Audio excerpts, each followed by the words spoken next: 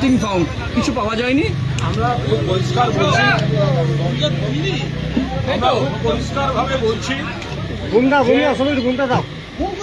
আজ সিআইডির একটি টিম এখানে মাননীয় প্রাক্তন মুখ্যমন্ত্রী আমাদের জননেত্রী মমতা বন্দ্যোপাধ্যায়ের বাড়ির ঠিকানায় তারা এসেছিলেন এবং তারা মমতা বন্দ্যোপাধ্যায়ের ক্ষেত্রে কোনো তদন্ত নয়, তারা আমাদের সর্বভারতীয় সাধারণ সম্পাদক অভিষেক বন্দ্যোপাধ্যায়কে কোনো একটি তদন্তের জন্য তার সঙ্গে কথা বলার চেষ্টা করে।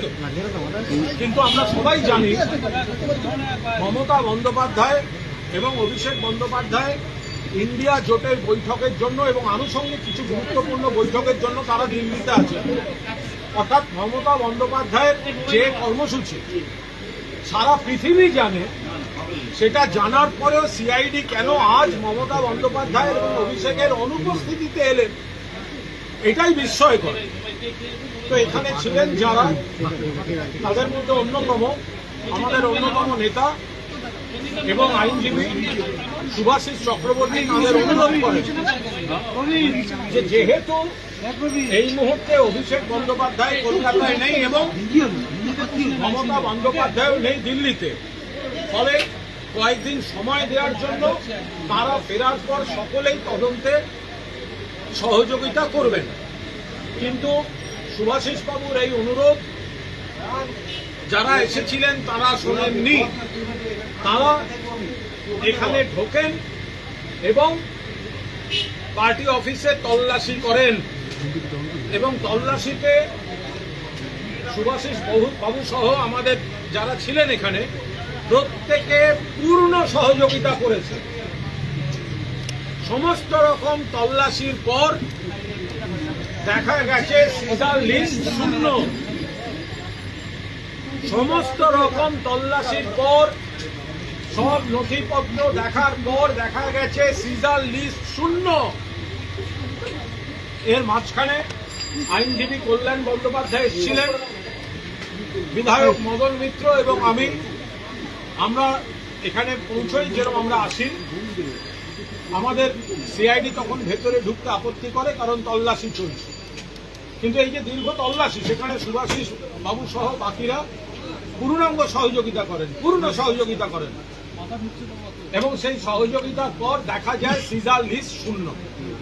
তাহলে এমন কি দরকার ছিল যে মমতা বন্দ্যোপাধ্যায় রোজ এখানে বসেন, রোজ ইচ অ্যান্ড এভরিডে, 7 বারের সাংসদ, 4 বারের কেন্দ্রীয় মন্ত্রী, 2 বারের রেলমন্ত্রী, 3 বারের মুখ্যমন্ত্রী, জননেত্রী মমতা বন্দ্যোপাধ্যায় যিনি এখানে বসেন, এখানে থাকেন, যেখানে সকলে জানেন ঘোষিত কর্মসূচি ইন্ডিয়া ব্লকের বৈঠকের জন্য যাবেন এবং তারপর আনুষঙ্গিক গুরুত্বপূর্ণ বৈঠক আছে, সেখানে কেন তার অনুপস্থিতির দিনটাকে বেছে নেওয়া হলো? তাহলে তদন্তটা মূল উদ্দেশ্য, নাকি মমতা বন্দ্যোপাধ্যায়ের পোস্টাল অ্যাড্রেসে রাষ্ট্রশক্তি পুলিশ ঢোকাচ্ছে এটা জাহির করাটা মূল উদ্দেশ্য? আর যদি এত তথ্যের, এত ইনফরমেশনের ভিত্তিতে প্রাক্তন মুখ্যমন্ত্রীর বাড়ি তল্লাশি হলো, তাহলে সিজার লিস্ট শূন্য কেন? তাহলে সিজার লিস্টটা শূন্য কেন? আপনারা যে তদন্তে এসেছিলেন সিজার লিস্ট শূন্য দেখিয়ে গেছে। আমরা আবার বলছি, মমতা বন্দ্যোপাধ্যায়ের অনুপস্থিতিতে একজন মহিলা নেত্রী এবং প্রাক্তন মুখ্যমন্ত্রী, একটা সময় দেশের একমাত্র ছিলেন, তার উচ্চতার জাতীয় এবং আন্তর্জাতিক পরিচিত বাঙালি মহিলা নেত্রী, হয়তো 1 মাস হয়েছে নানাভাবে তাকে বিরোধী দলের, তার দলকে বিরোধী শিবিরে পাঠিয়ে দেওয়া হয়েছে। কিন্তু তারপর থেকে যেটা চলছে একটা ভয়ঙ্কর প্রতিহিংসা, এবং আজকে সেটা সব রকম সৌজন্যের সীমা অতিক্রম করে দিল। মাননীয় মমতা বন্দ্যোপাধ্যায় যেখানে থাকেন, যেখানে রোজ বসেন, মানুষের সঙ্গে দেখা করেন, নেতাদের সঙ্গে দেখা করেন, তিনি 2 দিনের জন্য নেই, সারা পৃথিবী জানে কেন নেই এবং কোথায় আছেন, সেটা জানার পরেও তার অনুপস্থিতিতে তার বাড়িতে তল্লাশির নামে পুলিশ ঢোকানো হলো। এটা বাংলা রাজনীতিতে একটা কুৎসিত নিদর্শন হয়ে রইল। এবং এটা যে কত বড় প্রহসন ছিল এবং প্রতিহিংসা ছিল তার প্রমাণ হচ্ছে সিজাল লিস্ট शून्य। देखिए आज यहाँ पर ममता बनर्जी के घर में हमारा ऑफिस में ऑल इंडिया तृणमूल कांग्रेस का जो ऑफिस है वो ऑफिस में सीआईडी इन्वेस्टिगेशन के लिए वो लोग आए थे। ममता जी दिल्ली में, ममता जी और अभिषेक बनर्जी जी दिल्ली में थे। इंडिया ब्लॉक का मीटिंग और follow up important meeting Subhashish Chakraborty request किया कि ममता दीदी नहीं है, अभिषेक अभी नहीं है, थोड़ा दिन मौका दीजिए। और वो तो यहाँ पर ही थे, अब 2 दिन पहले क्यों नहीं आए? तो वो लोग नहीं माना, पूरा इन्वेस्टिगेट किया। लॉयर कल्याण बनर्जी थोड़ी देर के लिए यहाँ पर थे, एमएलए मदन मित्रा, हम लोग यहाँ पर आए थे तो सीआईडी अंदर घुसने नहीं दिया, उनका इन्वेस्टिगेशन का मैटर है। लेकिन जब सुभाषिष चक्रवर्ती पूरा कोऑपरेट किया उसके बाद जो सीजर लिस्ट है वो है नील।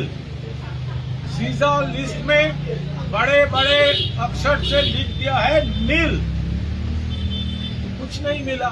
सीजर लिस्ट 0 है, 0 नील। तो ममता बनर्जी को ढूंढते वहां पर ममता बनर्जी को कोई क्वेश्चन करने नहीं आया, अभिषेक जी को वो क्वेश्चन करके इसलिए उन्होंने यहाँ पर आया था। लेकिन सुभाषिष जी बोला था 2 दिन, थोड़ा दिन टाइम दे दीजिए। क्या है इतना दिन तो ममता दीदी थे यार। ये ममता दीदी का घर 7 times MP, 4 times central minister, 2 times central railway minister, 3 times chief minister, lady chief minister, उनका घर उनके एब्सेंस में आप ये क्या कर रहे हो? आपका प्रायोरिटी इन्वेस्टिगेशन है या एक महल, नेगेटिव महल क्रिएट करना है?